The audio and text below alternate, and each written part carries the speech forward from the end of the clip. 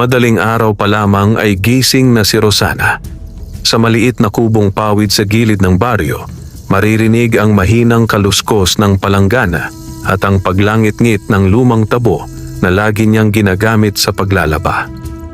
Sanay na ang kanyang mga kamay sa lamig ng tubig at gaspang ng sabon, ngunit kahit kailan ay hindi nasanay ang kanyang puso sa hirap ng buhay.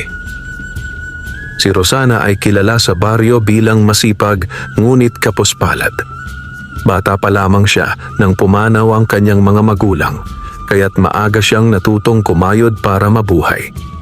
Ang tanging kabuhayan niya ay ang paglalaban ng damit ng mga kapitbahay at mayayamang taga-kabilang nayon. Araw-araw, bago pa sumikat ang araw, pasan-pasan niya ang isang malaking banyera ng maruruming damit patungo sa sapa na nasa dulo ng baryo. Ang sapang iyon ay tahimik at malalim, napapaligiran ng matatandang kawayan at balete. Madalas ay may bulong-bulungan ng mga matatanda tungkol sa lugar na iyon, na may kung anong nilalang daw na naninirahan sa kailaliman ng tubig. Ngunit para kay Rosana, ang sapa ay simpleng lugar lamang kung saan siya kumikita ng ikabubuhay. Wala siyang panahon para matakot sa mga sabi-sabi.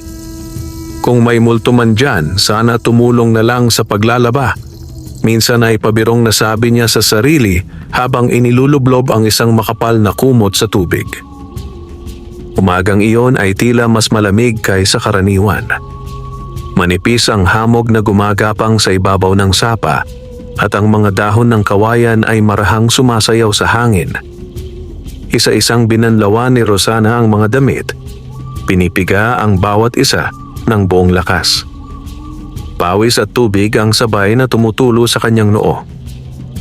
Ngunit habang abala siya, may kakaibang pakiramdam na gumapang sa kanyang batok. Parang may nakatingin. Huminto ang kanyang mga kamay. Dahan-dahan siyang napalingon sa paligid. Tahimik. Tanging huni ng mga ibon at lagaslas ng tubig ang maririnig. Guni-guni lang to, bulong niya sa sarili, saka muling nagpatuloy sa paglalaba. Ilang sandali pa ang lumipas nang may marinig siyang mahinang paggalaw sa kabilang bahagi ng sapa. Parang may gumagapang sa tubig. Napakunot ang noo ni Rosana. Hindi iyon tunog ng isda. Mas mabigat. Mas buhay. Unti-unti siyang tumayo at sumilip sa may malalim na bahagi ng sapa. Ang tubig ay tila bahagyang umiikot, parang may malaking bagay na gumagalaw sa ilalim. Biglang bumilis ang tibok ng kanyang puso. May tao ba dyan? Lakas loob niyang tawag. Walang sumagot. Ngunit sa gitna ng malinaw na tubig, may umangat na bahagyang hugis. Parang ulo. Napaatras si Rosana. Mula sa kailaliman ng sapa ay unti-unting lumitaw ang isang nilalang. Kalahating tao, kalahating ahas. Ang itaas na bahagi nito ay anyong binata, maputla ang balat at may matalim na mga mata na kumikislap sa liwanag ng umaga. Ngunit mula baywang pababa ay katawan ng isang dambuhalang ahas na kulay esmeralda ang mga kaliskis. Napatili si Rosana, ngunit walang lumabas na tunog sa kanyang lalamunan. Hindi siya makagalaw. Hindi siya makatakbo. Ang nilalang ay hindi umahon ng tuluyan. Nananatili itong kalahati sa tubig, nakamasid lamang sa kanya. At sa kabila ng takot, may kakaibang lungkot sa mga mata nito. Lumipas ang ilang sandaling tila napakahaba. Pagkatapos ay nagsalita ang nilalang sa tinig na malamig ngunit malinaw. Huwag kang matakot, Rosana. Lalong nanlaki ang mga mata ng babae. Paano mo nalaman ang pangalan ko? Nanginginig niyang tanong. Hindi agad sumagot ang taong ahas. Bahagya lamang itong lumapit sa gilid ng tubig, ngunit sapat ang distansya upang hindi siya maabot. Matagal na kitang pinagmamasdan, wika nito. Parang binuhusan ng malamig na tubig ang buong katawan ni Rosana. Gusto niyang tumakbo. Gusto niyang sumigaw. Pero may kung anong puwersang pumipigil sa kanya. Hindi takot lamang, kundi matinding pag-usisa. Hindi kita sasaktan, dugtong ng nilalang. Ikaw ang kauna-unahang taong hindi ko nakita na nagtapon ng dumi sa sapa at ang kauna-unahang hindi nagmura sa tubig na to. Hindi maintindihan ni Rosana kung bakit, ngunit unti-unting humupa ang kanyang panginginig. Ano? Ka ba? Mahina niyang tanong. Bahagyang yumuko ang nilalang at sa unang pagkakataon ay may bahid ng lungkot ang mukha nito. Ako ang bantay ng sapang ito, ang tinatawag nilang taong ahas. Umihip ang malamig na hangin. At sa sandaling iyon, hindi pa alam ni Rosana na ang simpleng araw ng paglalaban niya sa sapa ang magsisimula ng pagbabagong tuluyang babaligtad sa kanyang kapalaran. Kinabukasan ay mas maaga pang nagising si Rosana kaysa karaniwan. Halos hindi siya nakatulog sa buong magdamag. Sa tuwing ipipikit niya ang kanyang mga mata, bumabalik sa alaala niya ang malamlam, ngunit matalim na titig ng nilalang sa sapa. Maraming beses niyang sinabi sa sarili na huwag nang bumalik doon. Ngunit paano siya kikita? Wala siyang ibang mapaglalabhan. Sa huli, tulad ng nakasanayan, pinasan niya ang banyera ng maruruming damit at tinahakang makipot na daan patungo sa sapa. Ngunit ngayon, bawat kaluskos ng dahon at bawat lagaslas ng hangin ay nagpapabilis sa tibok ng kanyang dibdib. Pagdating niya sa pampang, sandali siyang natigilan. Tahimik ang sapa. Masyadong tahimik. Walang bakas ng kahapon. Siguro, guni-guni ko lang talaga. Mahina niyang bulong, bagaman hindi siya kumbinsido sa sarili. Dahan-dahan siyang lumuhod sa tabi ng tubig at sinimulan ng paglalaba. Isa-isang ibinabad, kinusot at piniga ang mga damit. Pilit niyang ibinabalik sa dati ang kanyang ritmo, ngunit ramdam niyang hindi na tulad ng dati ang paligid. Makalipas ang ilang sandali, lumamig ang hangin. Biglang kumulot ang tubig sa gitna ng sapa. Napatigil ang mga kamay ni Rosana. Dahan-dahan siyang napalingon. Mula sa kailaliman ay muling umangat ang pamilyar na anyo. Ang maputlang mukha at ang kumikislap na kaliskis na kulay esmeralda. Napalunok si Rosana, ngunit hindi na siya napaatras tulad kahapon. Akala ko, hindi ka na babalik, nauutal niyang sabi. Bahagyang kumurap ang taong ahas. Ngayon ay mas malinaw niyang nakikita ang mukha nito. Hindi ito mukhang halimaw na uhaw sa dugo. Sa halip, mukha itong isang nilalang na matagal nang nag-iisa. Araw-araw akong narito, sagot nito ng mahinahon. Ikaw lamang ang ngayon ko kinausap. May kung anong kirot na dumaan sa dibdib ni Rosana sa narinig. Bakit ako? Tanong niya. Saglit na tumahimik ang nilalang bago sumagot. Dahil ikaw ang kauna-unahang tao na bumabati sa tubig at nagpapasalamat matapos maglaba. Napahiya si Rosana. Hindi niya akalaing may nakapapansin sa simpleng ugali niyang iyon. Tahimik silang nagkatitigan. Hindi na gaanong nanginginig ang kanyang mga kamay. May pangalan ka ba? Bigla niyang tanong. Bahagyang napakunot ang noo ng nilalang na parabang matagal na itong hindi tinatanong. Ahasan, sagot nito sa wakas. Iyan ang itinawag sa akin noon. Tumango si Rosana, bagaman hindi pa rin nawawala ang kanyang pag-iingat. Sa sumunod na mga araw, naging kakaiba ang kanyang routine. Tuwing umaga, naroon si Ahasan. Hindi lumalapit ng sobra, ngunit palaging nagbabantay mula sa tubig habang siya ay naglalaba. Unti-unti, napalitan ng pag-uusap ang katahimikan. Nalaman ni Rosana na matagal nang nagbabantay ang nilalang sa sapa, mas matagal pa kaysa sa pinakamatandang tao sa baryo. Isinumpa raw ito noon kaya't hindi makaalis sa tubig na kanyang pinangangalagaan. At habang tumatagal, unti-unti ring nawawala ang takot ni Rosana. Isang umaga, Napansin ni Hasan ang malalim na paghinga ng dalaga habang pinipiga ang makapal na kumot. "Pagod ka," tahimik nitong sabi. Ngumiti si Rosana, ngunit bakas ang hirap sa kanyang muka. "Sanay na ako," sagot niya. "Kailangan eh." Tahimik na minasdan siya ng taong ahas. Maya-maya dahan-dahan itong lumubog sa tubig. Napakunot ang noo ni Rosana. "Hasan?" tawag niya. Walang sumagot. Lumipas ang ilang sandali. Pagkatapos, may biglang umangat mula sa tubig at dumaosdos papunta sa pampang. Isang maliit na supot na tila gawa sa lumang tela. Nagulat si Rosana. Maingat niya itong pinulot at dahan-dahang binuksan. Nanlaki ang kanyang mga mata.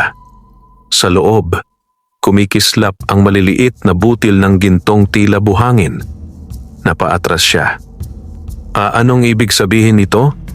Nanginginig niyang tanong habang napapatingin sa tubig. Unti-unting lumitaw muli si Hasan, tahimik ang muka. "Bayad sa iyong kabutihan," wika nito. Mabilis na umiling si Rosana. Hindi ko to pwedeng tanggapin." Ngunit nanatiling kalmado ang nilalang. "Hindi kita binabayaran," sabi nito. "Gusto kitang tulungan." Tahimik ang buong paligid. At sa sandaling iyon, nagsimulang gumalaw ang kapalaran ni Rosana sa direksyong hindi niya kailanman inakala. Hindi agad nakapagsalita si Rosana. Nanginginig pa rin ang kanyang mga kamay habang hawak ang supot ng kumikislap na butil. Hindi pa siya kailanman nakakita ng ganoong karaming ginto sa buong buhay niya. Kahit noong minsang napadaan siya sa tindahan ng alahas sa bayan, hindi ganito kakinang ang nakita niya. "Hindi ko to kayang tanggapin." Mahina, ngunit mariin niyang ulit. Ngunit nanatiling kalmado si Hasan sa gitna ng tubig. Hindi ito gumalaw. Tanging ang mga mata lamang nito ang nakatutok sa kanya. Hindi mapilit, hindi mapanakot, kundi tila nagmamakaawa. "Hindi mo ito utang," wika nito. "Handog ko ito sa'yo." Napakagatlabi si Rosana. Sa isip niya, napakaraming maaaring mabili ng supot na iyon. Bigas, gamot, bagong bubong para sa kanyang kubo. Ngunit kasabay ng tukso ay ang takot.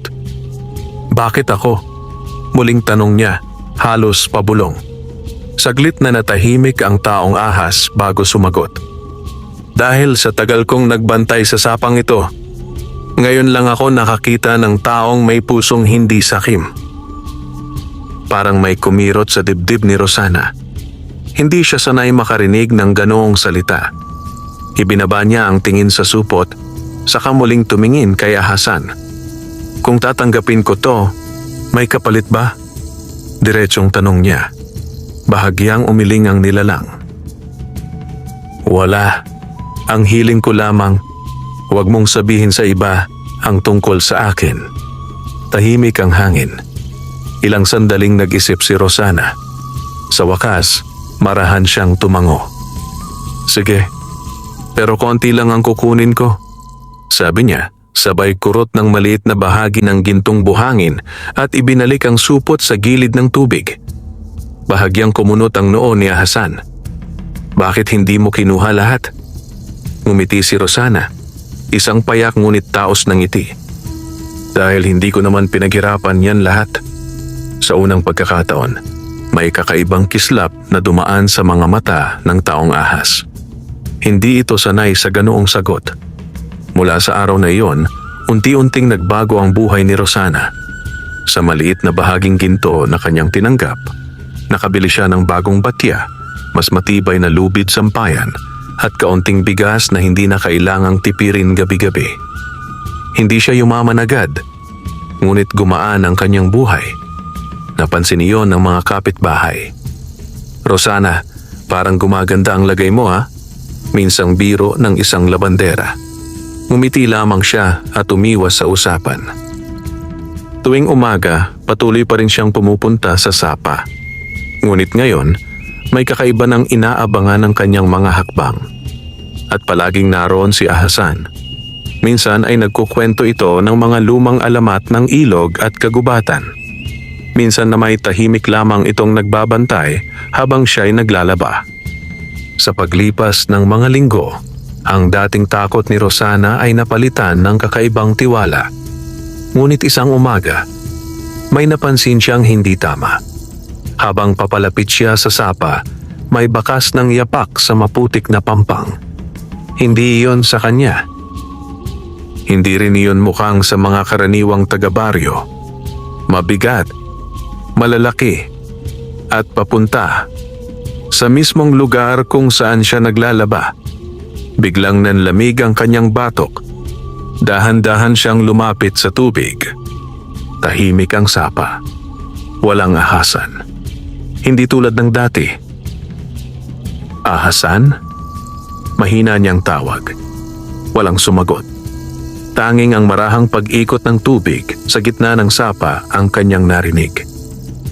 At sa kauna-unahang pagkakataon mula nang makilala niya ang bantay ng sapa, kinabahan si Rosana ng totoo. Dahan-dahang lumapit si Rosana sa gilid ng sapa, pilit pinapakalma ang sarili. Karaniwan, sa oras na iyon, ay nakatanaw na si Ahasan mula sa tubig. Tahimik ngunit naroroon. Ngunit ngayon, wala. Ang tubig ay tila mas madilim kaysa dati. At ang mga kawayan sa paligid ay kakaibang tahimik, parang may pinakikinggan. Ahasan. Muli niya tawag, mas mahina. Walang sagot. Biglang may malamig na hangin na dumaan sa kanyang likod. Napayakap siya sa sarili at napatingin sa maputik na pampang. Mas malinaw na ngayon ang mga bakas ng yapak. Malalaki. Malalalim ang pagkakabaon. At tila sariwa pa. Napaatras si Rosana. May ibang nakarating dito. Habang nag-iisip siya kung aalis na ba, biglang, "Bloop!" Malakas na umalo ng tubig sa gitna ng sapa. Napalingon siya. Unti-unting umangat ang pamilyar na anyo mula sa kailaliman. "Ahasan!" Napalakas ang tawag ni Rosana, ngunit agad ding napahinto. May kakaiba sa kanya. Mas maputla ang mukha nito. At may manipis na guhit ng maitim na likido na dahan-dahang umaagos mula sa gilid ng balikat nito. Parang sugat. Nanlaki ang mga mata ni Rosana. "Anong nangyari sa'yo?" Bahagyang napapikit si Ahasan. Tila hirap. "May mga taong dumating kagabi." Mahina nitong sabi. Parang kinabog ang dibdib ni Rosana. "Mga tao?" Tumango ng bahagya ang taong ahas. "May naghahanap sa akin. Matagal na." Biglang uminit ang pakiramdam ni Rosana. Hindi sa galit, kundi sa kaba. "Nasaktan ka nila?" Hindi agad sumagot si Ahasan. Sa halip, bahagya itong lumubog at muling umangat, tila pilit pinipigilan ang panghihina. "Hindi nila ako nahuli, pero babalik sila." Tumahimik ang buong paligid. Narinig ni Rosana ang sarili niyang paghinga. "Bakit kanila hinahanap?" Tanong niya. Mabagal na nag-angat ng tingin si Ahasan sa kanya. "Dahil sa yamang binabantayan ko sa ilalim ng sapang ito." Parang biglang nagdugtong-dugtong ang lahat sa isip ni Rosana. Ang gintong buhangin, ang mga tsismis ng matatanda, ang kakaibang lalim ng tubig. May kayamanan nga rito at may ibang nakaalam. Kinagat ni Rosana ang kanyang labi. "May nakakita ba sa'yo kagabi?" Saglit na natahimik ang nilalang bago sumagot. "Hindi ko sigurado." Biglang bumigat ang pakiramdam ni Rosana. Kung may ibang nakakita, posibleng bumalik ang mga yon. At baka, hindi lang si Ahasan ang mapahamak. Maya-maya'y dahan-dahang inilapag ni Rosana ang dala niyang banyera at lumapit pa ng kaunti sa tubig, mas malapit kaysa dati. "Makinig ka." Mahina, ngunit matatag niyang sabi. Bahagyang nag-angat ng ulo si Ahasan. "Hindi kita ipagkakanulo," dugtong niya. "Pero kailangan mong mag-ingat. May mga taong sakim sa baryong to." Sa unang pagkakataon mula nang magkakilala sila, may kakaibang emosyon na dumaan sa mukha ng taong ahas, parang gulat at bahagyang pag-asa. Ngunit bago pa siya makapagsalita, may biglang kaluskos sa likod ng mga kawayan. Nanigas si Rosana. Dahan-dahan siyang napalingon. May aninong dumaan sa pagitan ng mga puno at may boses na mahina ngunit malinaw na bumulong mula sa likuran. Alam kong may tinatago ka rito, labandera. Biglang kumabog ng malakas ang dibdib ni Rosana. Parang binuhusan ng yelo ang buong katawan ni Rosana. Dahan-dahan siyang napalingon. Mula sa pagitan ng mga kawayan ay lumitaw ang isang lalaking hindi niya kilala. Matangkad, maitim ang balat sa bilad ng araw at may mga matang masyadong mapanuri. May hawak itong mahabang sibat na tila matagal ng gamit. Hindi siya taga-baryo. Ramdam iyon ni Rosana.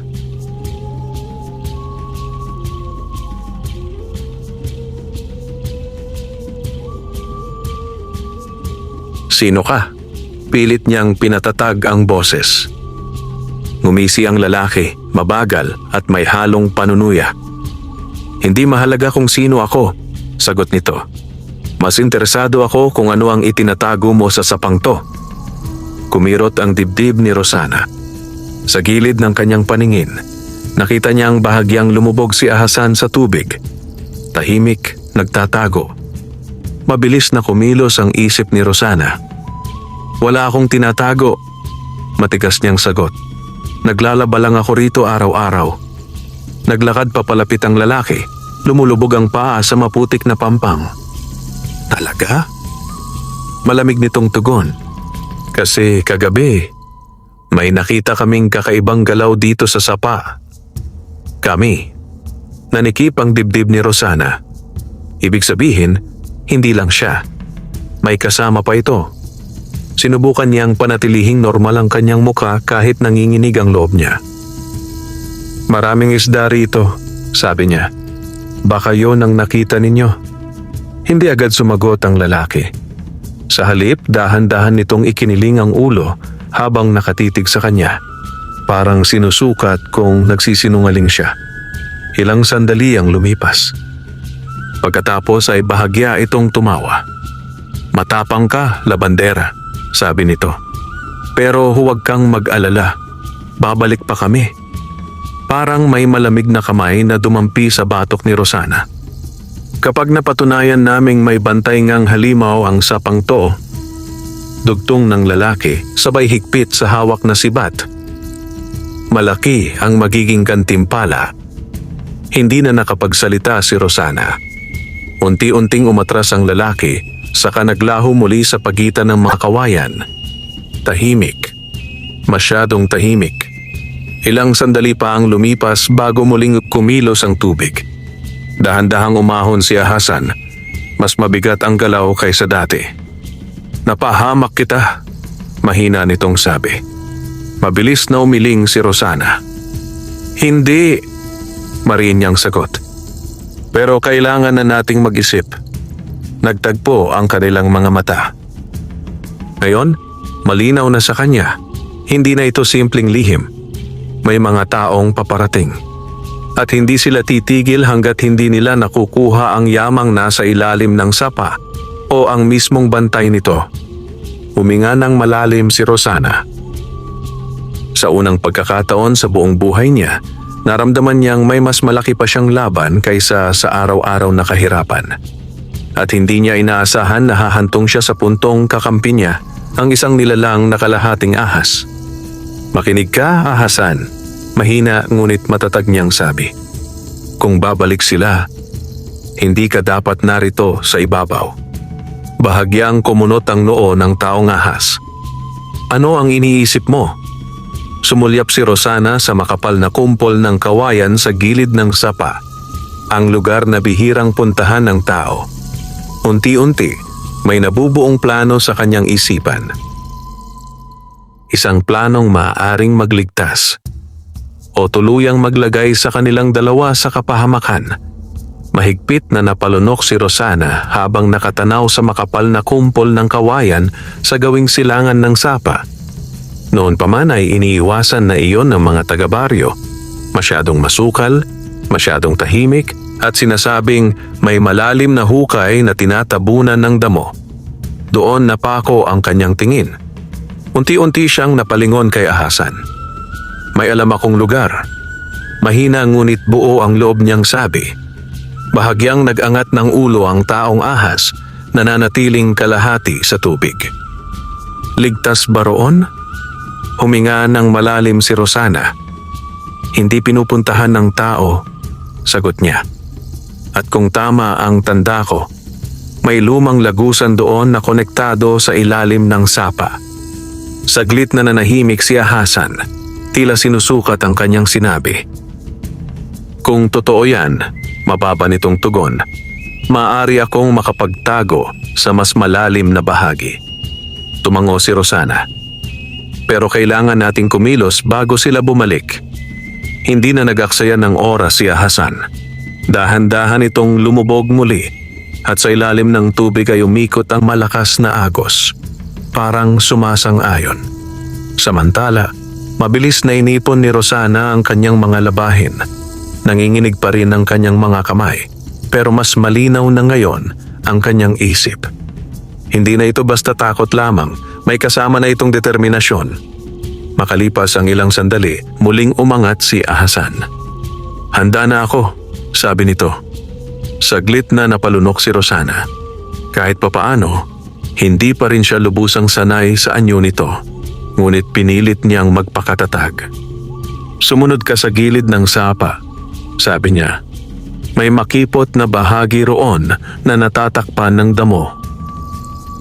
Tahimik na tumango ang taong ahas. Magkasabay silang kumilos, si Rosana sa pampang, si ahasan sa ilalim ng tubig na halos hindi gumagawa ng ingay. Tanging ang marahang pag-uga ng tubig ang bakas ng kanyang paggalaw. Habang papalapit sila sa masukal na bahagi ng sapa, lalong kumapal ang hangin.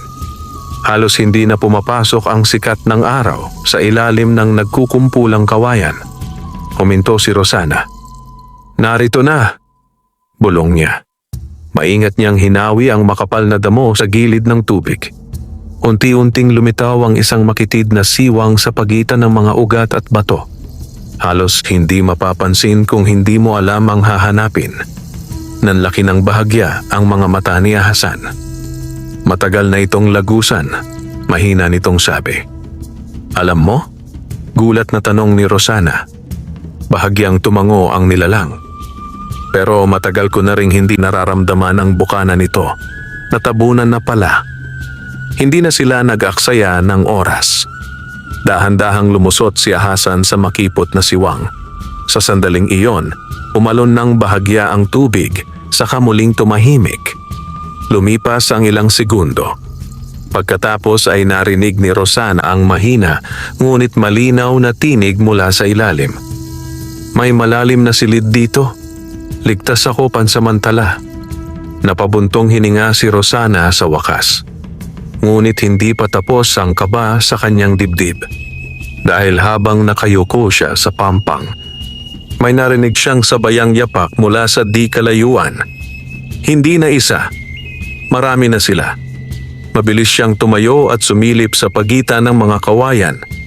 Sa di kalayuan may 3 lalaking paparating, kabilang ang lalaking may sibat kanina. Ngayon ay may kasama na itong 2 pang mukhang mabagsik. At direkta silang papunta sa sapa. Muling bumilis ang tibok ng puso ni Rosana. Mahigpit niyang kinuyom ang kanyang palad. Sa sandaling ito, alam niyang nagsisimula pa lang ang tunay na panganib. Mabilis na nag-isip si Rosana. Hindi siya pwedeng magmukhang kinakabahan. Kung mahahalata ng mga lalaki na may itinatago siya, tiyak na uusisain nila ang bawat sulok ng sapa. Agad siyang lumuhod muli sa pampang at nagkunwaring abalang-abala sa paglalaba. Mabilis niyang binasa ang isang damit at sinimulang kusutin ng buong lakas kahit halos nanginginig ang kanyang mga braso. Palapit ng palapit ang mabibigat na yapak. Hanggang sa, maaga ka na naman, labandera. Napapikit sandali si Rosana bago marahang napatingin. Roon ang lalaking may sibat kasama ang 2 pang lalaki. Mas mabagsik ang kanilang mga mukha sa liwanag ng umaga. Ang isa ay may bitbit na lambat at ang isa na may dalang mahabang kawit na bakal. Nanlamig ang likod ni Rosana. Hindi lang sila naghahanap. Handa silang manghuli. Pinilit niyang ngumiti ng payak. Marami kasing labahin. Sagot niya, pilit na normal ang boses. Kailangan kumayod. Hindi agad sumagot ang lalaki. Sa halip, tumingin ito sa paligid, sa tubig, sa mga kawayan, sa maputik na pampang. Parang aso na naghahanap ng bakas. May napansin ka bang kakaiba rito nitong mga nakaraang araw? Tanong nito. Bahagyang kumabog ang dibdib ni Rosana, ngunit hindi siya nagpahalata. Isda lang at palaka. Sagot niya habang patuloy sa pagkukusot. Pare-pareho lang araw-araw. Lumapit pa ang isa sa mga kasama at sinilip ang tubig. Sigurado ka? Singit nito. Tumango si Rosana. Kung may kakaiba rito, matagal ko nang nakita. Araw-araw kaya ako dito. Tahimik ang mga lalaki. Ilang sandali silang nagmasid. Pakiramdam ni Rosana ay bawat segundo ay isang oras ang haba. Pagkatapos, bahagyang ngumisi ang lalaking may sibat. Baka nga mali lang ang hinala namin, sabi nito. Pero may duda pa rin sa boses. Tumalikod ito at naglakad ng ilang hakbang palayo. Ngunit bago tuluyang umalis, muli itong napalingon kay Rosana. At kung sakaling may maalala kang kakaiba, malamig nitong dugtong. Mas mabuting sabihin mo agad sa amin. Tumango si Rosana. Oo, isa-isa nang umatras ang tatlong lalaki. Hanggang sa tuluyan silang naglaho sa pagitan ng mga puno. Ngunit kahit wala na sila, hindi pa rin gumaan ang pakiramdam ni Rosana. Dahan-dahan siyang napaupo sa pampang at napahawak sa kanyang dibdib. Muntik na. Maya-maya, bahagyang umalon ang tubig sa tabi ng siwang. Mahinang boses ang umabot sa kanya mula sa ilalim. Umalis na ba sila? Napabuntong hininga si Rosana. Oo, pero babalik sila. Ramdam ko. Sandaling natahimik si Ahasan sa ilalim. Hindi ito matatapos hanggat hindi nila ako nakikita. Mahina nitong sabi. Unti-unting tumigas ang mukha ni Rosana. Sa unang pagkakataon, may kakaibang tapang na sumiklab sa kanyang dibdib. Hindi lang para sa sarili, kundi para sa nilalang na natutong magtiwala sa kanya. Kung ganon, bulong niya halos sa sarili, kailangan natin silang unahan. Tahimik ang tubig. Ano ang balak mo, Rosana? Tanong ni Hasan. Dahan-dahang tumingin si Rosana sa direksyon kung saan nawala ang tatlong lalaki. May matigas na kislap na sa kanyang mga mata ngayon. Kung gusto nilang maghanap ng halimaw, mahina ngunit matalim niyang sabi, bibigyan natin sila ng maling matutunton. At sa sandaling iyon, nagsimulang mabuo sa isip ni Rosana ang isang mapanganib na panlilinlang. Kinabukasan, mas maaga pa sa karaniwan ay kumilos na si Rosana. Hindi na siya basta nagdala ng labahin. May dala na siyang plano. Tahimik ang baryo habang binabagtas niya ang makipot na daan patungo sa sapa. Bitbit niya ang banyera sa isang kamay. At sa kabila ay isang lumang supot na puno ng mga bagay na pinulot niya kagabi. Kaliskis ng malaking isda, tuyong damong may putik, at ilang lumang tela. Pagdating sa sapa, mabilis niyang sinuri ang paligid. Walang tao. Bahagyang umalo ng tubig malapit sa siwang. Senyales na gising na si Ahasan sa ilalim. Handa ka na? Mahina niyang bulong. Mula sa kailaliman ay sumagot ang pamilyar na tinig. Ano ang gagawin natin? Lumuhod si Rosana sa pampang at nagsimulang magtrabaho. Kailangan nilang maniwalang mali ang hinahanap nilang lugar, sabi niya habang kinakalat ang putik sa ibang bahagi ng sapa, malayo sa pinagtataguan ni Ahasan. Maingat niyang iniwan ang mga peking bakas. Kinaskas niya ang lupa para magmukhang may mabigat na gumapang. Ibinabad ang lumang tela sa tubig at iniwan sa damuhan. At ikinalat ang kaliskis ng isda na parang may malaking nilalang na dumaan doon. Tahimik na pinagmamasdan siya ni Ahasan mula sa ilalim. Matatalino ang mga lalaking yon, babala nito. Baka mahalata nila. Huminga ng malalim si Rosana. Hindi kung magiging kapani-paniwala ito. Nagpatuloy siya hanggang sa pawisan ang kanyang noo. Nang matapos, malinaw na ang peking landas. Tila may kung anong nilalang na gumapang papalayo sa sapa at papunta sa masukal na bahagi ng kagubatan sa gawing kanluran. Malayo sa tunay na lagusan. Sa wakas ay napaupo siya at napabuntong hininga. Tapos, mahina niyang sabi. Saglit na natahimik si Ahasan. Ginagawa mo ang lahat ng ito para sa akin, wika nito. May halong pagkamangha. Hindi agad sumagot si Rosana. Sa halip, piniga niya ang isang basang damit at isinampay. Pagkaraan ng ilang sandali, saka siya nagsalita. Hindi ko alam kung bakit, tapat niyang sabi. Pero pakiramdam ko, hindi ka masama. Tahimik ang tubig. At sa kailaliman nito, may kung anong gumalaw sa dibdib ni Ahasan. Isang damdaming matagal na niyang hindi naramdaman. Ngunit bago pa man lumalim ang katahimikan, may biglang sigawan mula sa di kalayuan. Hoy! Dito kayo! Nanigas si Rosana. Mabilis siyang napalingon. Sa pagitan ng mga puno ay paparating muli ang tatlong lalaki at ngayon ay mas marami na sila. 5 na. At direkta silang papunta sa sapa. Mabilis na bumulong si Rosana sa tubig. Manatili ka lang dyan. Huwag kang gagalaw. Mag-ingat ka. Mahina ang sagot ni Ahasan. Agad nagkunwari si Rosana na abala sa paglalaba.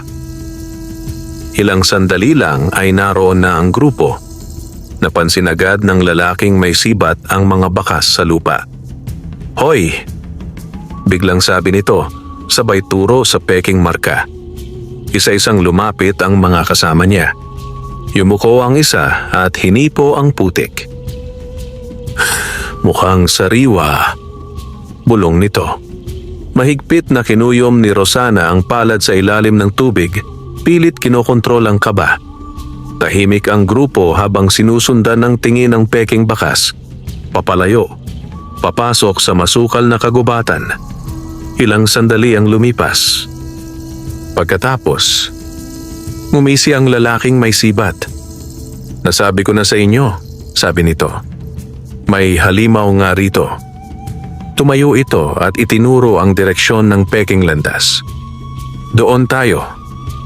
Isa-isa silang kumilos. Mabilis na sinundan ng huwad na bakas papalayo sa sapa. Hanggang sa tuluyan silang naglaho sa kakahuyan. Tahimik. Dahan-dahang napaupo si Rosana sa pampang, halos manghina ang tuhod. Makalipas ang ilang segundo, marahang umalo ng tubig. Naloko mo sila. Mahina ngunit may paghanga sa tinig ni Ahasan. Napahinga ng malalim si Rosana. Pansamantala lang, sabi niya. At habang nakatanaw siya sa direksyong tinahak ng mga lalaki, may kakaibang kutob na gumapang sa kanyang dibdib. Dahil sa kaibuturan ng kanyang isip, ramdam niyang hindi ganoon kadaling malinlang ang mga taong iyon. At kapag nalaman nila ang totoo, mas mabigat na panganib ang babalik sa sapa. Maghapon halos hindi mapakali si Rosana. Kahit nakauwi na siya sa kanyang maliit na kubo, pakiramdam niya ay nakasunod pa rin sa kanya ang mga matang mapanuri ng mga lalaking iyon.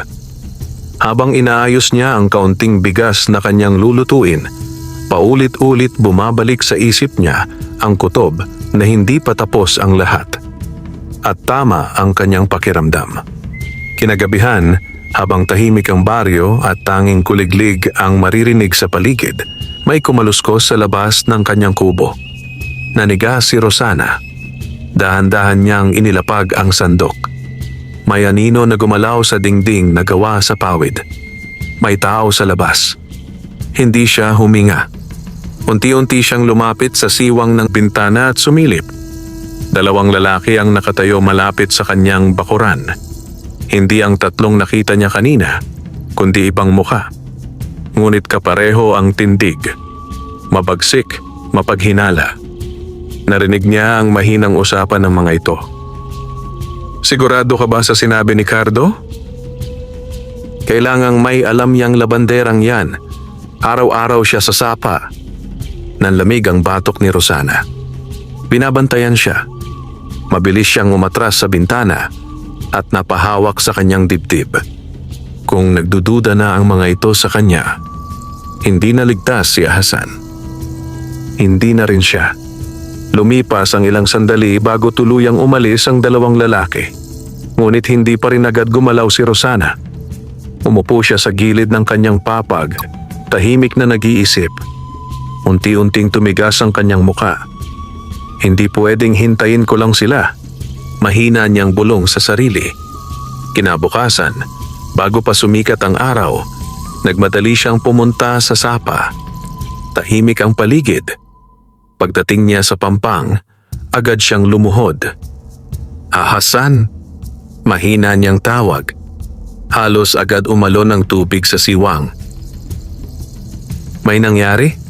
Tanong ng nilalang. Tila ramdam ang bigat sa boses ni Rosana. Huminga ng malalim ang dalaga. Binabantayan na nila ako. Sandaling natahimik ang tubig. Pagkaraan ng ilang segundo, mas mababa at mas mabigat ang tinig ni Hasan.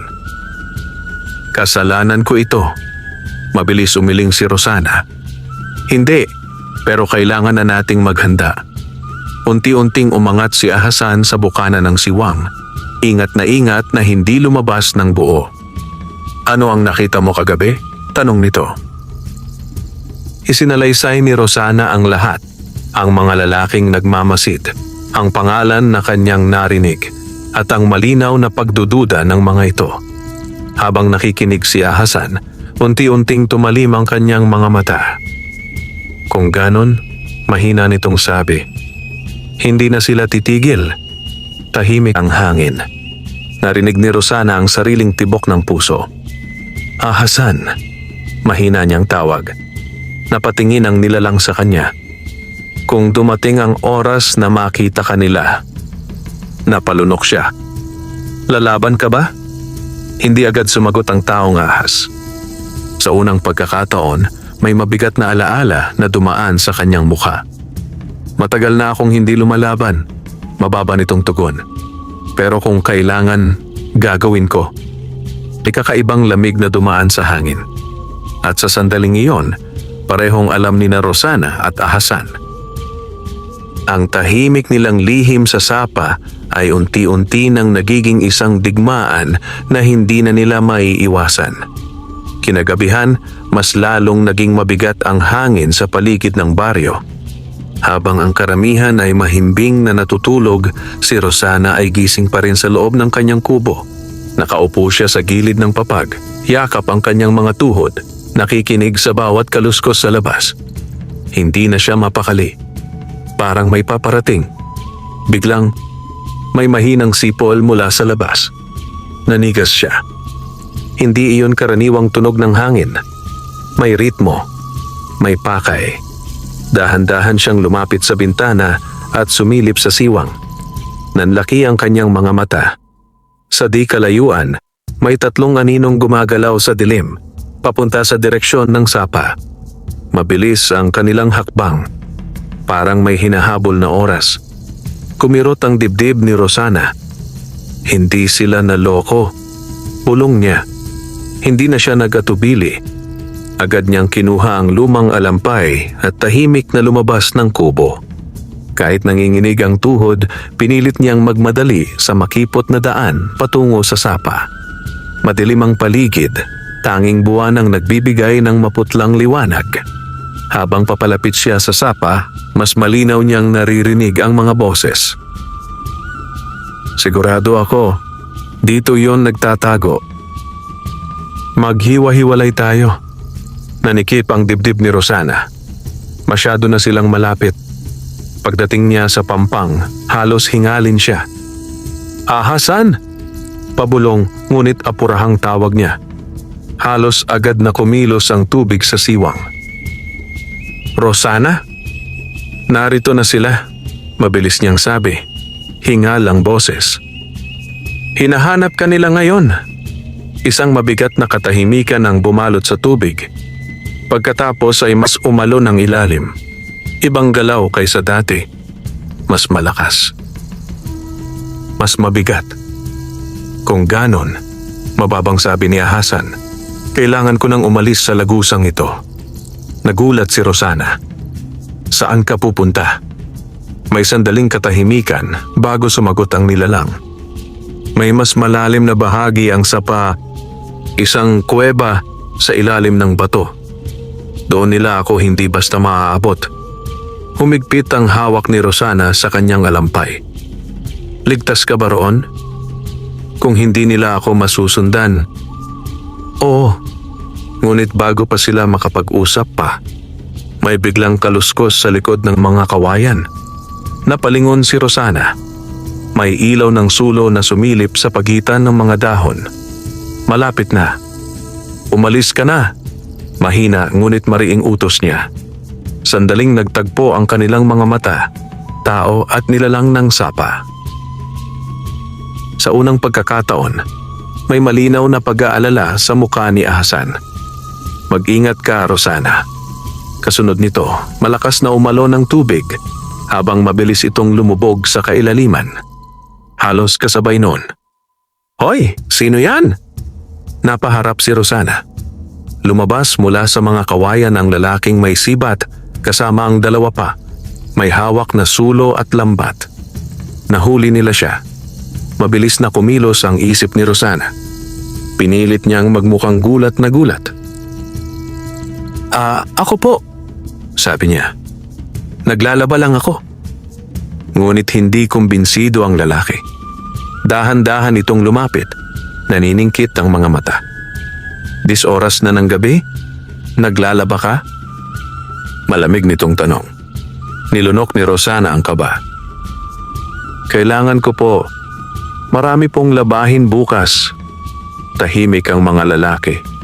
Pagkatapos ay biglang itinuro ng isa ang tubig. May gumalaw doon. Kumirot ang dibdib ni Rosana. Sandaling nagkatinginan ang mga lalaki. Pagkatapos, sabay-sabay nilang inilubog ang lambat at kawit sa tubig. At sa sandaling iyon, alam ni Rosana, isang maling galaw lang at mabubunyag na ang lihim ng sapa. Sumikip ang dibdib ni Rosana habang pinapanood ang mararahas na galaw ng mga lalaki sa tubig. Sunod-sunod ang bagsak ng lambat. Kumakaskas ang kawit sa ilalim ng sapa. Wala pa!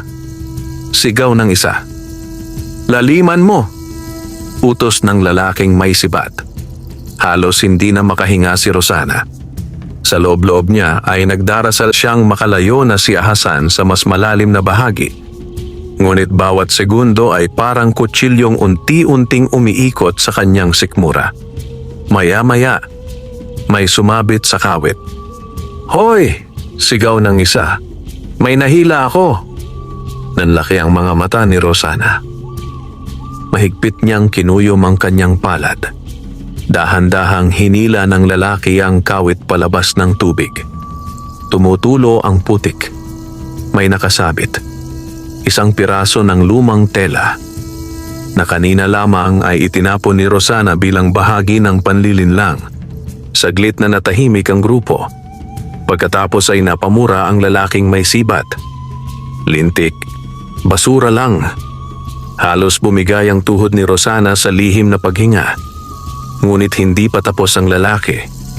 Naningkit ang mga mata nito at muling tumingin sa tubig. May gumalaw talaga dito. Mariin itong sabi. Hindi ako nagkakamali. Lumapit pa ito sa mismong gilid ng sapa. Malapit sa siwang kung saan nakatago ang lagusan. Nanlamig ang likod ni Rosana. Kung isa pang hakbang, mabubunyag. Mabilis na kumilos ang isip niya. Bigla siyang napaatras at napahawak sa kanyang paa. Aray! Malakas niyang daing. Napalingon ang lahat. Anong nangyari? Iritadong tanong ng isa. Napaupo si Rosana sa lupa, kunwaring napapangiwi. May tumusok po sa paa ko. Hingal niyang sabi. Agad na lumapit ang dalawang lalaki. Ano yan? Tinik lang. Ngunit napamura ang isa nang makita ang dugo sa talampakan ni Rosana. Totoo ang dugo. Sinadya niyang tapakan ng matulis na bato kanina habang nagmamadali. Dumudugo nga, sabi nito. Nainis ang lalaking may sibat. Tsk, sayang oras. Muli nitong sinulyapan ng tubig, matagal, mapaghinala. Halos tumigil ang mundo para kay Rosana. Pagkatapos, umiling ang lalaki. Wala rito, sayang ang gabi. Parang nabunutan ng tinik ang dibdib ni Rosana. Isa-isa nang umatras ang mga lalaki. Bantayan pa rin natin ang lugar. Huling sabi ng pinuno bago sila tuluyang naglaho sa dilim. Tahimik. Ganap na tahimik. Ilang sandali pang hindi gumalaw si Rosana hanggang sa mahinang umalon ang tubig sa may siwang. Rosana, mahinang tawag mula sa ilalim. Napapikit siya sa sobrang pagod at kaba. Umalis na sila, bulong niya. Maya-maya ay bahagyang umangat si Ahasan, ngunit nanatiling nakatago ang kalahati ng katawan. Mas mabigat ang tingin nito ngayon. Sinaktan mo ang sarili mo, sabi nito. Mahina lang na ngumiti si Rosana kahit nanginginig pa. Kailangan Sandaling natahimik si Ahasan. Sa malamlam na liwanag ng buwan, mas malinaw ang emosyon sa kanyang mukha, hindi na lamang pagkamangha, kundi utang na loob. At isang mas malalim na damdamin na unti-unti niyang kinatatakutan. Hindi naligtas para sa iyo ang manatiling malapit sa sapa, mababa nitong sabi. Ngunit dahan-dahang umiling si Rosana. Hindi pa tayo tapos, mahina ngunit matatag niyang sagot. Sa di kalayuan, muli na namang umihip ang malamig na hangin. At pareho nilang naramdaman. Ang susunod na pagbabalik ng mga mangangaso ay hindi na basta paghahanap lamang, kundi paghuli o pagpatay. Madaling araw na nang makabalik si Rosana sa kanyang kubo. Hindi pa rin tumitigil ang bahagyang pagkirot ng sugat sa kanyang paa, ngunit mas mabigat ang gumugulo sa kanyang isip kaysa sa sakit ng laman. Halos hindi siya nakatulog. Sa bawat pagdampi ng hangin sa dingding ng pawid, pakiramdam niya ay may nagmamasid. At nang sumikat ang araw, nangyari ang kinatatakutan niya. May kumatok sa kanyang pinto. Malakas, mariin. Napabalikwas si Rosana sa pagkakahiga. Labandera, buksan mo to. Nanuyo ang kanyang lalamunan. Kilalang boses iyon. Ang lalaking may sibat. Dahan-dahan siyang tumayo at pinuksan ang pinto. Bumungad sa kanya ang tatlong lalaki. Mga matang puyat ngunit mas mabagsik kaysa dati. Sa likod nila ay may dalawa pang hindi niya kilala. Mas marami na sila. May itatanong lang kami, sabi ng pinuno, malamig ang titig. Pinilit ni Rosana na manatiling kalmado. Ano po yon? Ilang sandali siyang tinitigan ng lalaki bago nagsalita. Kagabi, mababa nitong simula, ikaw lang ang tao sa sapa. Kumirot ang dibdib ni Rosana. May nakita ka bang kakaiba? Tahimik ang kubo. Naririnig ni Rosana ang sariling tibok ng puso. Ngunit dahan-dahan siyang umiling. Wala po, sagot niya. Ako lang ang naroon. Naningkit ang mga mata ng lalaki. Sigurado ka? Opo. Lumapit pa ito ng kalahating hakbang. Dahil kung nagsisinungaling ka, mahina ngunit may banta, madadamay ka sa mangyayari. Hindi umatras si Rosana. Sa kabila ng kaba, matatag ang kanyang boses. Wala po akong dahilan para magsinungaling. Tahimik ang grupo. Pagkatapos ay biglang ngumisi ang pinuno. Hindi dahil kumbinsido siya, kundi dahil may naisip. Sige, sabi nito. Samahan mo kami. Nanlaki ang mga mata ni Rosana. Saan po? Sa sapa. Parang huminto ang mundo. Kung isasama nila siya roon, kung may makita silang bakas, mabubunyag ang lahat. Ngunit wala siyang pagpipilian. Maya-maya, naglakad silang magkakasama patungo sa sapa. Ramdam ni Rosana ang bawat hakbang na parang pabigat ng pabigat ang kanyang dibdib. Pagdating nila sa pampang, mabilis na nagsipangalat ang mga lalaki. Sinuri nila ang putik, ang damuhan, ang tubig. Mahigpit na nakayuko si Rosana, pilit hindi tumitingin sa siwang. Lumipas ang ilang nakapangingilabot na sandali. Hanggang sa, "Hoy!" Napalingon ang lahat. May isang lalaki na nakaluhod malapit sa gilid ng sapa. Nanlaki ang mga mata ni Rosana. Masyado siyang malapit sa siwang. May hawak itong kung ano sa putik. Dahan-dahan itong tumayo. At sa kanyang kamay, kumikislap na maliit na bagay. Isang berdeng kaliskis. Mula sa balat ni Ahasan, nanlamig ang buong katawan ni Rosana. Unti-unting lumingon ang lalaking may sibat sa kanya. At sa unang pagkakataon, may malinaw na ngiting tagumpay sa kanyang mukha. Parang naubusan ng hangin ng dibdib ni Rosana. Hindi siya makapagsalita. Hindi siya makagalaw. Ang berdeng kaliskis ay kumikislap sa palad ng lalaki. Tinatamaan ng liwanag ng umaga. Ebidensyang hindi na may tatanggi. Tahimik ang buong pampang. Unti-unting lumapit ang lalaking may sibat. Hindi inaalis ang tingin kay Rosana. "Ano ito? Labandera?" Malamig nitong tanong. Pinilit ni Rosana na lumunok kahit tuyo ang lalamunan. "Iisda lang po siguro." "Isda?" Putol nito sabay taas ng kilay. Ipinakita nito ang kaliskis sa mga kasama. "May nakita na ba kayong isdang ganito ang kaliskis?" Isa-isang umiling ang mga lalaki. Lalong bumigat ang hangin.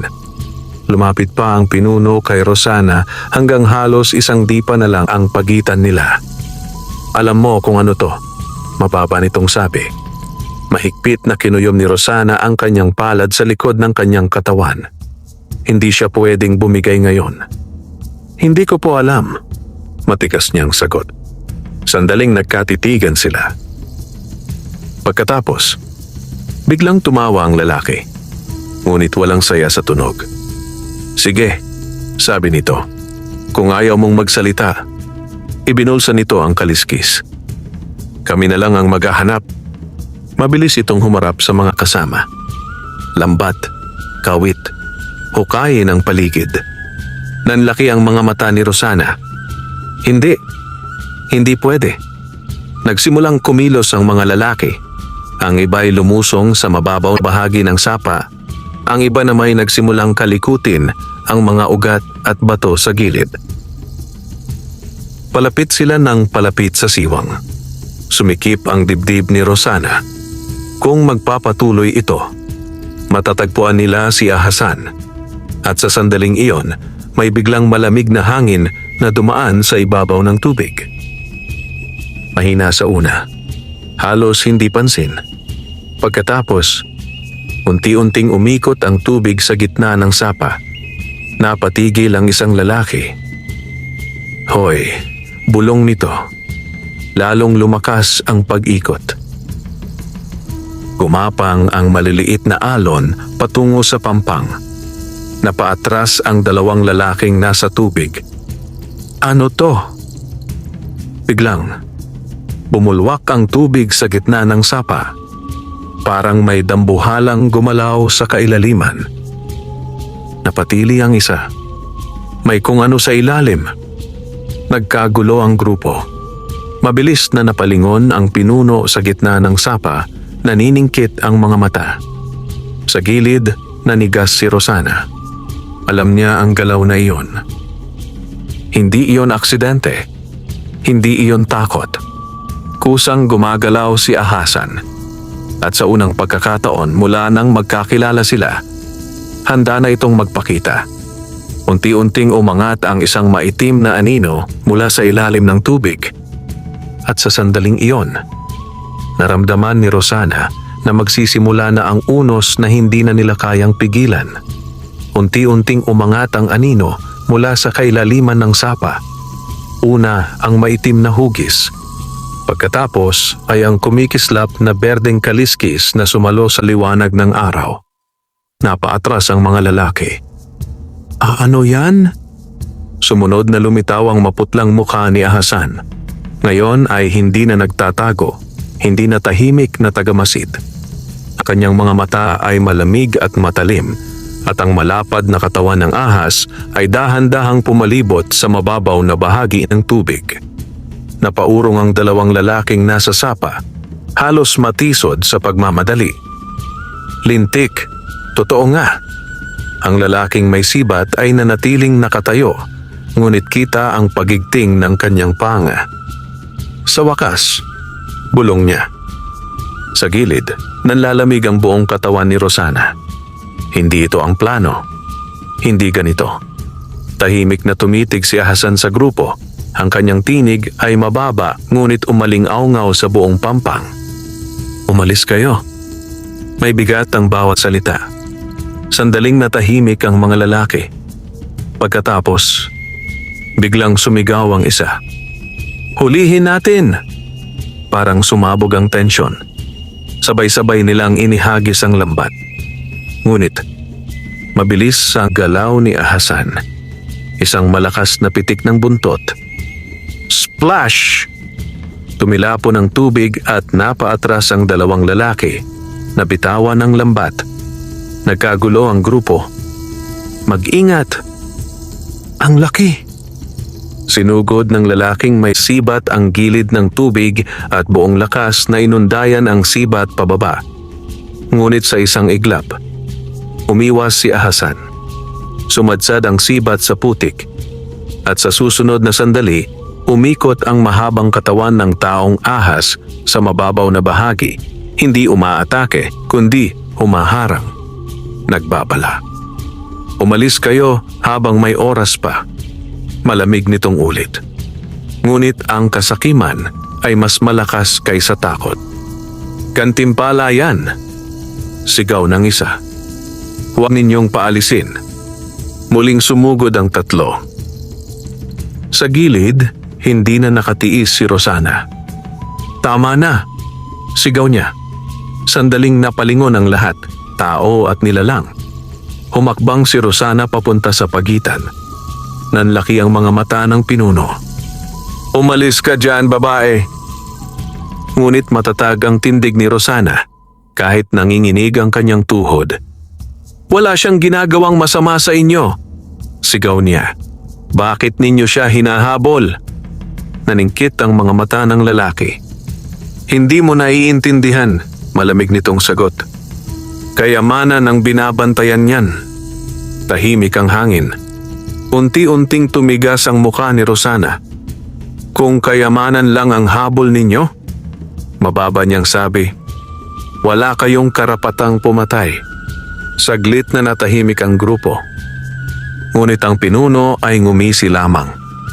Sa mundong to, sabi niya, sabay bunot ng sundang sa baywang. Ang may lakas ang may karapatan. At sa isang kisap mata, sumugod siya. Direkta kay Rosana. Nanlaki ang mga mata ni Ahasan. Rosana! At sa susunod na sandali, sumabog ang tubig sa pinakamalakas nitong pag-alon. Sa isang kisap mata, kumidlat ang galaw ni Ahasan. Bumulwak ang tubig sa pagitan ni Rosana at ng lalaking may sundang. Isang malakas na hampas ng buntot. Wham! Tumilapon pa atras ang sumugod na lalaki at bumagsak sa putik na pahiyaw sa sakit. Nagkagulo ang kanyang mga kasama. Lintik! Umatras kayo! Ngunit hindi na umatras si Ahasan. Sa unang pagkakataon, tuluyan itong umangat mula sa sapa. Ang mahaba at makapangyarihang katawan ay kumislap sa liwanag ng araw. Mas malaki ito kaysa sa inakala ng mga lalaki. Mas nakakatakot. Mas buhay. Ngunit ang mga mata nito ay nakapako lamang kay Rosana. Tinitiyak na ligtas siya. "Lumayo ka," mababang utos nito sa dalaga. Ngunit umiling si Rosana kahit nanginginig. "Hindi kita iiwan." Isang sandaling katahimikan ang bumagsak. Pagkatapos, sumigaw ang pinuno, galit na galit. "Sabay-sabay, patumbahin natin." Muling sumugod ang 4 na lalaki. May lambat, may kawit, may sibat. Ngunit handa na si Ahasan. Umiikot ang kanyang buntot sa mababaw na tubig, lumilikha ng malalakas na alon na pumipigil sa paglapit ng mga lalaki. Sa bawat hagis ng lambat, mabilis siyang umiilag. Sa bawat saksak ng sibat, tumatama lamang ito sa tubig at putik. Nagkakagulo ang grupo. "Hindi natin siya maipit. Mas mabilis siya." Sa gilid, napansin ni Rosana ang isang lalaki na palihim na umiikot sa likuran. Hawak ang kawit, diretsong papunta sa vulnerableng bahagi ni Ahasan. Nanlaki ang kanyang mga mata. "Ahasan, sa likod mo!" Ngunit huli na, sumugod ang lalaki at inundayan ang kawit. TSRAK. Tumama ito sa kaliskis ni Ahasan. Dumulas ang bakal ngunit nag-iwan ng gasgas. Umaling-aw-ngaw ang mababang ungol ng taong ahas. At doon, may nagbago. Unti-unting nagdilim ang kanyang mga mata. Hindi na babala. Hindi na pag-iwas. Kundi galit na matagal ng kinikimkim. Malakas na pumitik ang kanyang buntot. Boom! Tumilapon ang lalaking may kawit at gumulong sa putikan. Napaurong ang iba. Ngayon ay may takot na sa kanilang mga muka. Hindi to ordinaryo. Huminga ng malalim si Ahasan, mabigat at malamig ang tinig. Huling babala. Umikot ang tubig sa kanyang paligid, parang buhay ang buong sapa. "Umalis kayo." Tahimik ang hangin. Ilang segundo ng matinding tensyon. Pagkatapos, bahagyang umatras ang isa sa mga lalaki. Pinuno. Ngunit ang pinuno ay naningkit ang mga mata. Galit na galit ngunit halatang nag-aalinlangan na. Mahigpit ang hawak niya sa sundang. Nagtagpo ang mga mata nila ni Ahasan. At sa sandaling iyon, malinaw sa lahat. Ang susunod na galaw ay magpapasya kung matatapos ang laban o lalo pa itong lalala. Nanatiling nakatayo ang pinuno, ngunit kitang-kita na ang bahagyang panginginig ng kanyang mga daliri sa hawak na sundang. Sa unang pagkakataon, tunay niyang nasukat ang kaharap. Hindi ito basta halimaw na madaling hulihin. Humigpit ang kanyang panga. Umatras muna. Utos niya sa wakas, pilit matigas ang boses. Nagkatinginan ang kanyang mga tauhan. Halatang gulat, ngunit agad silang sumunod. Isa-isa silang umurong palayo sa gilid ng sapa. Hindi inaalis ang mga mata kay Ahasan. Tahimik na nakamasid si Ahasan, handang gumalaw anumang oras. Dahan-dahang umatras ang pinuno, ngunit bago tuluyang tumalikod, itinuro niya ang sundang kay Rosana. "Hindi pa ito tapos," malamig niyang sabi. Pagkatapos ay tumalikod siya. Isa-isa silang naglaho sa pagitan ng mga kawayan. Tahimik. Masyadong tahimik. Ilang segundo pang nanatiling nakataas ang katawan ni Ahasan, nagmamasid sa direksyong kanilang tinahak. Tanging nang tuluyan nang mawala ang huling kaluskos, ay saka siya bahagyang humupa. Unti-unting lumapit si Rosana sa gilid ng tubig. "Ahasan." Mahina niyang tawag. Dahan-dahang napalingon ng taong ahas sa kanya. Sa malapitan, mas malinaw ang gasgas sa kanyang kaliskis. Manipis ngunit sariwa. Nanikip ang dibdib ni Rosana. "Nasaktan ka." Gasgas lang. Mahinahon nitong sagot, bagaman mabigat ang kanyang paghinga. Tahimik silang nagkatitigan. Maya-maya ay umupo si Rosana sa pampang, halatang pagod na pagod. "Hindi na sila basta titigil," mahina niyang sabi. Tumango si Ahasan. "Alam ko." Umihip ang malamig na hangin sa ibabaw ng sapa. Babalik sila, mas handa, dugtong nito. Napayuko si Rosana. Sa isip niya, alam niyang totoo iyon. Hindi na simpleng usisa ang nakita niya sa mga mata ng pinuno, kundi matinding kasakiman at paghihiganti. Matagal na katahimikan ang lumipas bago muling nagsalita si Hasan. Rosana, nag-angat siya ng tingin. Kung lalala pa ito, mababa nitong sabi, maaari kang mapahamak dahil sa akin. Unti-unting tumigas ang mukha ni Rosana. Matagal na akong namumuhay sa panganib, sagot niya. Pero ngayon lang ako may dahilan para lumaban. Bahagyang natigilan si Hasan. Sa unang pagkakataon, hindi siya agad nakasagot. May kung anong mainit na damdamin ang gumalaw sa kanyang dibdib. Isang bagay na hindi niya naramdaman sa napakahabang panahon ng pagbabantay sa sapa. Pagkatapos ng ilang sandali, tahimik niyang sinabi, "Kung ganon, hindi na kita hahayaang mag-isa." Muling umihip ang hangin. Sa di kalayuan, may uwak na biglang lumipad mula sa mga puno, parang babala. At sa kabila ng panandaliang katahimikan, parehong alam ni Rosana at Hasan. Ang susunod na pagbabalik ng mga mangangaso ay hindi na basta pagsubok, kundi isang ganap na digmaan na magpapasya sa kapalaran nilang dalawa. Lumipas ang 2 araw na tila napakahaba. Tahimik ang baryo sa ibabaw, ngunit sa ilalim ng katahimikan ay may kumakalat na kaba. Ramdam iyon ni Rosana sa bawat tingin ng kapitbahay, sa bawat bulong-bulungan na tumitigil kapag siya'y napapadaan. May kumakalat ng chismis. May halimaw daw sa sapa. At may labanderang may alam. Isang hapon, habang naglalaba si Rosana sa pampang, napansin niya ang kakaibang katahimikan ng paligid. Walang kuliglig. Walang ibon. Masyadong tahimik. Unti-unti siyang napalingon sa tubig.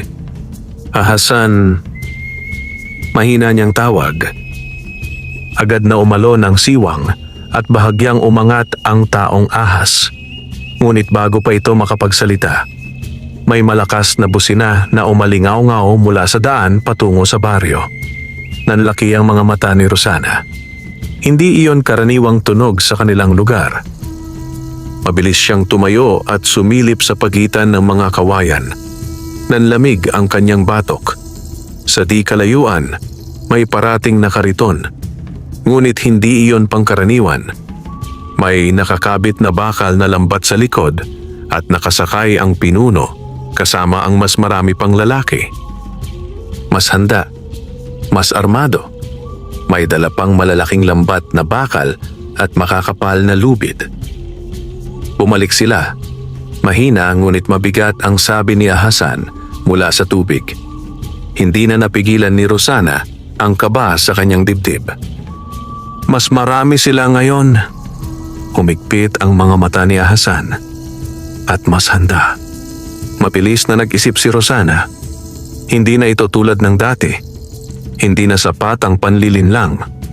Kung mahuhuli si Hasan, hindi niya kayang isipin ang mangyayari. Biglang humarap sa kanya ang taong ahas, mas seryoso kaysa dati. "Rosana," mababa nitong sabi, "oras na para ilabas ko ang yamang binabantayan ko." Natigilan siya. "Anong ibig mong sabihin?"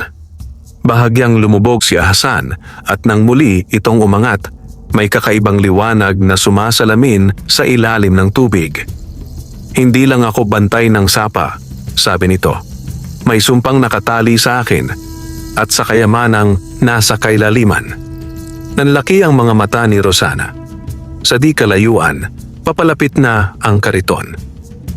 Mas malinaw na ang mga boses ng mga lalaki. Wala na silang oras. Unti-unting nag-angat ng tingin si Hasan sa kanya. "At kung gusto kitang tunay na maprotektahan, mababaan itong dugtong. Kailangan mong malaman ang katotohanan tungkol sa akin." Humihip ang malamig na hangin sa ibabaw ng sapa. At sa sandaling iyon, naramdaman ni Rosana. May mas malalim pang lihim na matagal nang nakabaon sa ilalim ng tubig. na ngayon pa lamang handang lumitaw. Mahigpit na napalunok si Rosana. Sa likod niya, palakas ng palakas ang kalansing ng bakal at yabag ng mga lalaking paparating. Ngunit sa harap niya, ang tinig ni Hasan ay may bigat na hindi niya kayang baliwalain. Ano ang katotohanan? Mahina niyang tanong. Unti-unting lumubog si Hasan sa tubig, ngunit hindi upang magtago, kundi upang ipakita. Biglang nagliwanag ang kailaliman ng sapa. Parang may kumikislap na mga bituin sa ilalim ng tubig. Nanlaki ang mga mata ni Rosana. Sa unang pagkakataon, nasilayan niya ang nasa ilalim. Isang malawak na hukay na puno ng kumikislap na ginto, lumang banga, at mga hiyas na tila sinauna pa. Kayamanan. Hindi mabilang. Napaatras si Rosana sa gulat. Yan ang dahilan kung bakit ako isinumpa. Mababa ang tinig ni Hasan na umalingaw-ngaw mula sa tubig. Unti-unti itong umahon muli, mabigat ang mga mata. Dati, ako ay tao. Parang tumigil ang mundo. Hindi agad nakapagsalita si Rosana. Ano? Pabulong niyang sabi. Isang bantay ng yaman ng aming angkan. Dugtong ni Hasan. Ngunit dahil sa pagtataksil at kasakiman ng mga tao, ako ay sinumpa na maging bantay ng sapang ito habang buhay. Umihip ang malamig na hangin. At ang sumpa ko, patuloy niya, ay hindi matatapos hanggat may taong sakim na naghahangad sa kayamanang ito. Parang may mabigat na bagay na bumagsak sa dibdib ni Rosana. Ngayon malinaw na ang lahat. Bakit siya hinahabol? Bakit may yaman? Bakit may sumpa? Ngunit bago pa siya makapagsalita, "Hoy, nandito sila." Nanigas silang dalawa. Mula sa likod ng mga kawayan, sumulpot ang grupo ng mga mangangaso. Mas marami, mas armado, at mas handa kaysa dati.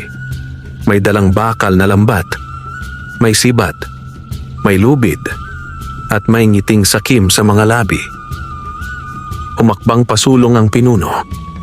Sa wakas, malamig niyang sabi habang nakatitig kay Hasan. Hindi ka na makakatakas. Agad na kumilos ang mga tauhan niya, pumalibot sa sapa. Nanlamig ang buong katawan ni Rosana. Masyado na silang marami. Masyado na silang handa. Ngunit sa tabi niya, naramdaman niya ang unti-unting pag-init ng tubig. Unti-unting tumalim ang mga mata ni Hasan. At kung ito ang huling laban, mababa nitong bulong. Mahigpit na napakuyom ang kamao ni Rosana. Sa sandaling iyon, alam niyang hindi na sila aatras. Dahil ang kapalaran ng sumpa at ang kanilang dalawa ay magpapasya sa mismong sagupaan na paparating. Humigpit ang hawak ni Rosana sa kanyang alampay habang pinagmamasdan ng mga lalaking pumapalibot sa sapa. Wala nang atrasan. Ang pinuno ay ngumisi, sakay tinaas ang kamay. Ngayon, sigaw niya. Sabay-sabay na inihagis ang makakapal na lambat na bakal. Ngunit bago pa man tuluyang bumagsak, sumabog ang tubig. Isang malakas na alon ang sumalubong sa mga lambat at sa gitna nito ay mabilis na umikot si Hasan. Ang kanyang dambuhalang buntot ay humampas sa ibabaw ng sapa. Dumilapon ng dalawang lalaki. Napatras ang iba. Ngunit mas handa ang grupo ngayon. "Lubid! Higpitan ninyo!" Sigaw ng pinuno. Mabilis silang kumilos. May dalawang lalaki na pumwesto sa magkabilang gilid at sabay na hinila ang makapal na lubid na may kawit. TSRAK. Sumabit ang isa sa kaliskis ni Hasan. Umalingaw-ngaw ang mababang ungol nito. Nanlaki ang mga mata ni Rosana. Hasan. Muling humampas ang buntot ng taong ahas, ngunit ngayon ay mas marami ang kumakapit sa lubid. "Hilain!" sigaw ng pinuno. Unti-unting humigpit ang mga tali. Sumikip ang dibdib ni Rosana. Kung magpapatuloy ito, mahuhuli siya. Mabilis na kumilos ang dalaga. Hindi na siya nag-isip. Sumugod siya sa gilid at sinunggaban ang isa sa mga lubid. "Bitawan ninyo siya!" sigaw niya. "Umalis ka!" Galit na sigaw ng isang lalaki. Ngunit matigas ang loob ni Rosana. Buong lakas niyang hinila ang lubid sa kabilang direksyon. Sandaling nagkagulo ang puwersa. At iyon ang pagkakataon. Biglang lumubog si Ahasan ng malalim, sabay ikot ng kanyang katawan sa ilalim. Crack! Napigtal ang isa sa mga lubid. Tumilapon ang dalawang lalaking humihila. "Lintik!" sigaw ng pinuno. Ngunit hindi pa tapos. Muling umangat si Ahasan. Ngayon ay mas mabangis ang tindig. Umiikot ang tubig sa kanyang paligid na parang may sariling buhay. Huling babala, umalingaw-ngaw ang kanyang tinig. Ngunit ang pinuno ay tuluyan nang nawalan ng pasensya. Nanlilisik ang kanyang mga mata. "Patayin na yan!" sigaw niya. At sa isang iglap, inihagis niya ang mahabang sibat, direkta kay Rosana. Nanlaki ang mga mata ni Ahasan. "Rosana!" Mabilis ang sumunod na pangyayari. Sa isang kisap mata, sumulong ang dambuhalang katawan ng taong ahas. At hinarang ang sibat. TSRAK. Bumaon ang sibat sa kanyang kaliskis. Umalingaw-ngaw ang malalim na ungol ni Ahasan. Napatili si Rosana. "Ahasan!" Tahimik na nahulog ang dugo sa tubig, manipis ngunit matingkad.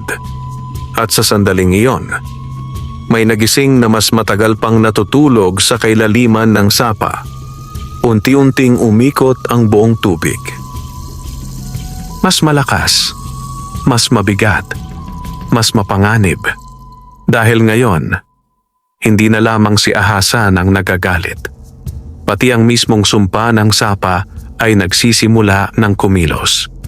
Sa unang patak ng dugo ni Ahasan sa tubig, nag-iba ang sapa. Biglang lumamig ang hangin at ang malinaw na tubig ay unti-unting umitim na parang may gumagapang na anino mula sa kailaliman. Nanlaki ang mga mata ng mga lalaki.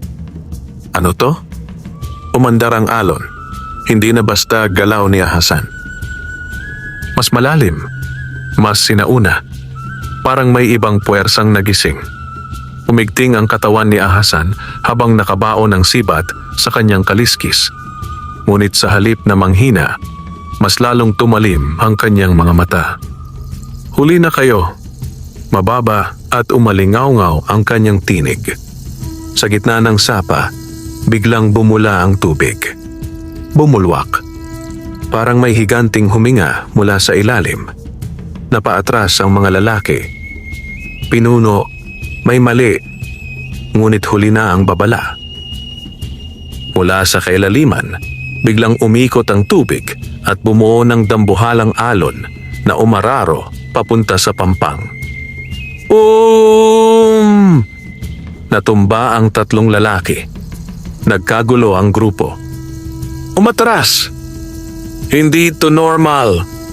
Sa gilid napaluhod si Rosana sa takot at pag-aalala. "Ahasan, sugatan ka!"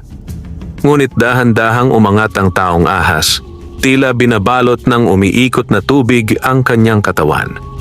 Ang dugo na pumatak sa sapa ay nagliwanag sandali, bago tuluyang nawala. Gumagalaw ang sumpa. Mahina ngunit mabigat niyang sabi. Humigpit ang dibdib ni Rosana. Anong mangyayari? Bago pa siya masagot, biglang bumuka ang tubig sa gitna ng sapa. Isang malalim na ugong ang umalingaw-ngaw, parang napakatandang boses na nagmumula sa kailaliman. Napaurong ang pinuno. Ngayon ay halatang may takot na sa mukha. Anong kalokohan to?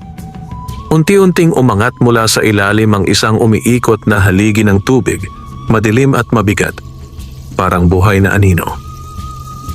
At sa loob nito, may kumikislap na mga sinaunang simbolo. Nanlaki ang mga mata ni Ahasan. Nagising ang bantay ng sumpa. Nanlamig si Rosana. May mas malala pa sa'yo? Hindi sumagot si Ahasan. Dahil sa sandaling iyon, umalingaw-ngaw ang malalim at sinaunang tinig mula sa umiikot na tubig. Sinong nagpakawala sa dugo sa banal na sapa? Napahiyaw ang isa sa mga lalaki. Pinuno, umalis na tayo. Ngunit ang pinuno ay naniga sa kinatatayuan, nakatitig sa kayamanang kumikislap sa ilalim ng tubig. Kasakiman laban sa takot.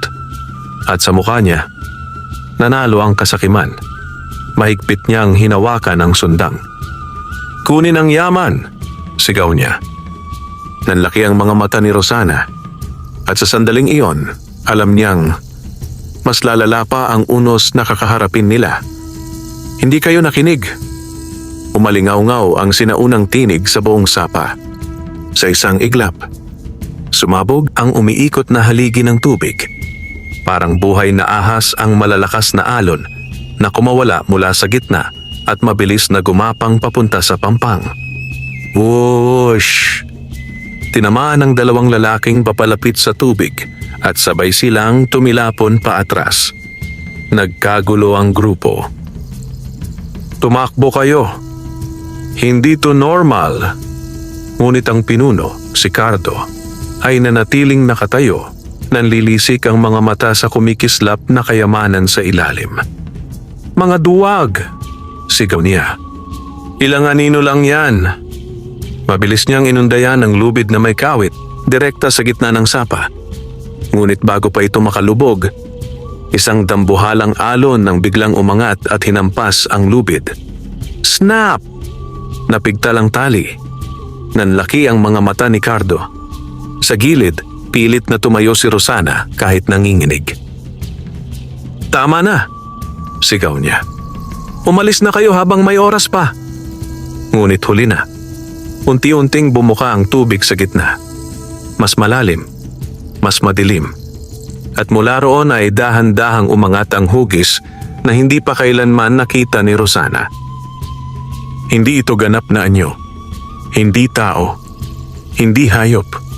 Kundi isang umiikot na anino ng tubig at liwanag. Parang mismong espiritu ng sumpa. Napaurong ang karamihan sa mga lalaki. Diyos ko! Ano yan? Mabagal na nagsalita ang sinaunang tinig, mas mabigat kaysa kanina. Ang mga sakim ay walang karapatang humingi ng habag. At sa isang kisap mata, umikot ang tubig sa paanan ni Cardo. Hoy! Sinubukan niyang umatras. Ngunit huli na. Mabilis na gumapang ang tubig sa kanyang mga paa, parang buhay na tanikala. Bitawan mo ko! Sigaw niya, nagpupumiglas. Nagkagulo ang kanyang mga tauhan. Pinuno, ngunit walang makalapit. Ang tubig sa paligid niya ay parang may sariling isip. Sa gilid, nanlalamig si Rosana. Ahasan, anong mangyayari sa kanya? Mabigat ang titig ni Ahasan habang pinagmamasdan ang nangyayari. Hinahatulan siya ng sumpa. Biglang lumubog ang paa ni Cardo sa putik na parang hinihigop. Hindi! Tulungan ninyo ko! Ngunit isa-isa nang umatras ang kanyang mga tauhan. Takot na takot. Sa unang pagkakataon, iniwan nila ang pinuno. Nanlaki ang mga mata ni Rosana. Unti-unting lumubog si Cardo hanggang tuhod, hanggang baywang, hanggang maawa kayo! Splash! Bigla siyang hinigop ng umiikot na tubig. At sa isang iglap, nawala siya. Tahimik. Biglang tumigil ang lahat. Unti-unting humupa ang alon. Unti-unting luminaw ang sapa. Parang walang nangyari. Isa-isang napaurong ang natitirang mga lalaki. Mga mukhang namumutla sa takot. Umalis na tayo. At sa wakas, tumakbo sila. Iniwan ang sapa. Iniwan ang kayamanan. Iniwan ang sumpa. Tahimik na napaluhod si Rosana sa pampang, hinihingal. Sa tabi niya, Dahan-dahang humupa ang galit sa mga mata ni Ahasan. Ngunit sa kailaliman ng sapa, may mahina pang pag-ikot ng tubig. At sa dibdib ni Ahasan, ramdam niyang hindi pa tuluyang tapos ang sumpa. Matagal na walang nagsalita. Tanging ang marahang lagaslas ng sapa ang maririnig na para bang unti-unting bumabalik sa dati ang lahat. Ngunit sa dibdib ni Rosana, hindi pa rin humuhupa ang kaba. Dahan-dahan siyang tumingin kay Ahasan. Tapos na ba? Mahina niyang tanong. Hindi agad sumagot ang taong ahas. Sa halip napatingin ito sa gitna ng sapa, sa lugar kung saan hinigop si Cardo. May mabigat sa kanyang mga mata. Hindi pa, mababa niyang sabi. Nanlamig ang batok ni Rosana. Anong ibig mong sabihin? Unti-unting lumubog ang buntot ni Ahasan sa tubig at sa ibabaw nito ay muling kumalat ang mahihinang alon. Hindi na marahas, kundi parang may naghihintay. Ang sumpa ay nagigising kapag may dugong dumanak dahil sa kasakiman, paliwanag niya.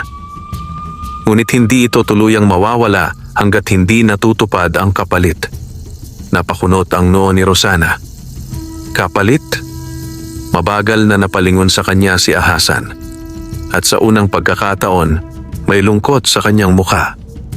Kailangan may isang taong pipili, mahina niyang sabi, kung ang sumpa ay magpapatuloy o matatapos. Parang huminto ang paghinga ni Rosana. Paano? Matatapos? Tahimik ang sapa. Pagkatapos ay sinabi ni Ahasan ang mga salitang kinatakutan niyang marinig. Kung may taong handang tumalikod sa kayamanan at patunayang mas matimbang ang puso kaysa sa ginto, maaaring maputol ang sumpa. Napatingin si Rosana sa ilalim ng tubig, sa kumikislap na yamang kanina pa niya nasisilayan. Napakarami. Kayang baguhin ang buhay niya. Kayang tapusin ang kanyang kahirapan. Tahimik ang hangin.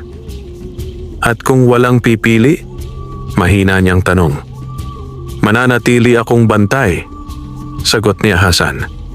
Habang may taong sakim na darating, may kirot na dumaan sa dibdib ni Rosana. Unti-unti siyang tumayo. Tahimik siyang lumapit sa mismong gilid ng sapa. Sa ibabaw ng kumikislap na kayamanan, huminga siya ng malalim. Sa likod niya, hindi gumagalaw si Ahasan. Naghihintay. Sa wakas, mahinang nagsalita si Rosana. Hindi ko kailangan ng ginto. Parang tumigil ang hangin. Dahan-dahan siyang lumuhod at isinawsaw ang kamay sa malamig na tubig. Pagkatapos ay mariing itinulak pababa ilang kumikislap na piraso ng ginto. Mas pipiliin ko ang tahimik na buhay kaysa kayamanang may kapalit na sumpa. Isang malakas ngunit hindi marahas na alon ang biglang kumalat sa buong sapa. Napatigil si Ahasan. Unti-unting nagliwanag ang tubig. Iba ang liwanag ngayon. Mas banayad, mas payapa. At mula sa kailaliman, muling umalingaw-ngaw ang sinaunang tinig. Ngunit ngayon ay hindi nagalit, kundi malalim at marahan. Naputol ang sumpang binuhay ng kasakiman.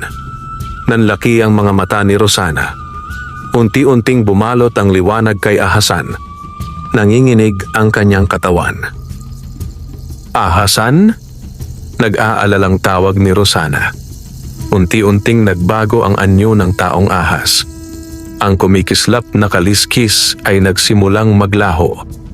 Ang mahabang buntot ay unti-unting lumiit. Hanggang sa harap ni Rosana. Nakatayo ang isang binatang tao. Maputla, ngunit maamo ang mukha. At ang kanyang mga mata ay siya pa rin.